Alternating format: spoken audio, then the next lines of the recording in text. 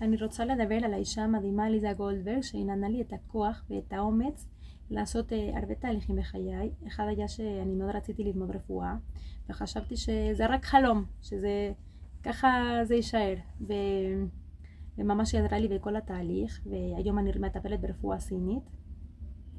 והיא עזרה לי לעשות את הצעדים שהכי פחדתי, שחשבתי שאני לא אגיע לשם, והגעתי, וזה הרבה בגללה. ויש לה הרבה כלים לעזור ממש, וכל מי שצריכה, או עם הקריירה שלה, או עם החיים הפרטיים, או בזוגיות, וכל מה שאת צריכה, יש לה כלים לעזור לך. וממש היא עושה שאת ממש תאמיני בעצמך ותרגישי שאת יכולה לעשות את הצעד הזה, כי לפעמים מפחדים או חושבים זה לא בשבילי, כאילו אני רוצה לעשות את זה אבל אני לא אגיע לשם.